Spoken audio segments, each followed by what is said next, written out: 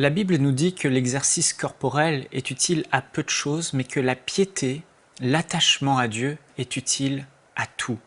Frères et sœurs, Dieu veut nous encourager à entrer dans une communion intime et profonde avec lui, mais avec la société actuelle, ce n'est pas toujours facile. On a de plus en plus de défis, la vie va à 100 à l'heure, de plus en plus de distractions, de plus en plus de relations avec les uns et les autres, et notre temps se fait voler. Pourtant, la Bible nous dit dans 1 Jean, au chapitre 5 et au verset 21, je vais lire dans la version de la Bible amplifiée, Bible anglaise, « Petits enfants, gardez-vous des idoles, des faux dieux. » Et ici, il ne parle pas simplement d'autres dieux comme des faux dieux, des dieux morts, mais il parle aussi de toutes ces choses qui pourraient occuper la place qui appartient à Dieu dans notre cœur.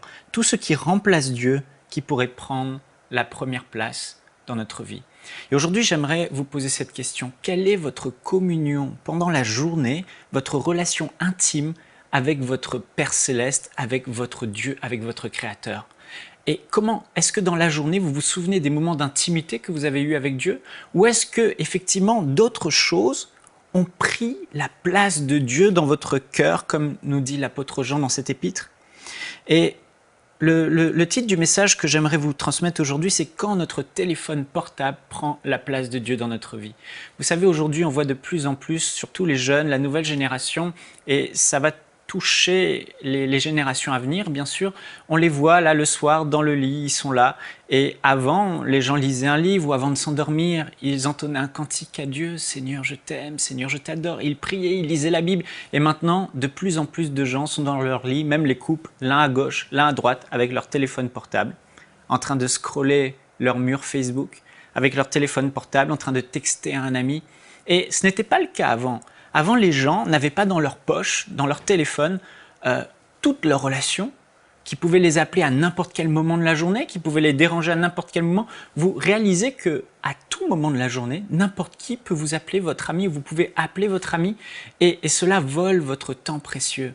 Les gens avant, quand ils se réveillaient, leur première pensée était pour le Seigneur. Et combien maintenant de personnes se réveillent, la première chose qu'ils font, là, les yeux fermés, ils tâtonnent, ils prennent leur téléphone, ils checkent leur mail, ils répondent à leurs amis, ils regardent sur leur mur Facebook, leurs réseaux sociaux, ce qui se passe, ils regardent une petite vidéo distrayante.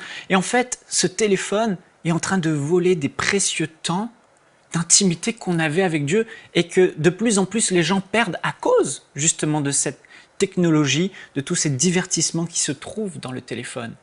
Les gens, au lieu de se réveiller le matin et de chanter des louanges à Dieu, de saluer Dieu, d'inviter le Saint-Esprit dans leur journée, maintenant, regardent leur téléphone sous prétexte que dans le téléphone les aide à se réveiller.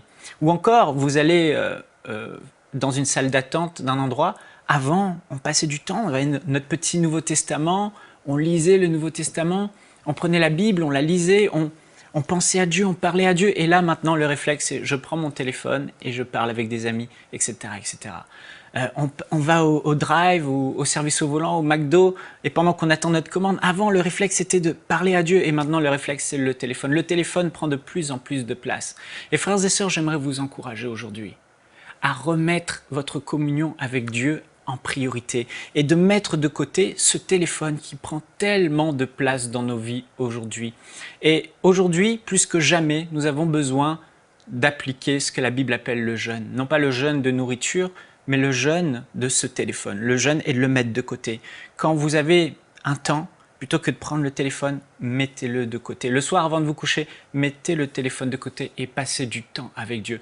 Parce que notre téléphone portable ne doit pas voler notre temps avec Dieu. Soyons vigilants et jeûnons le téléphone dans le nom de Jésus. Amen.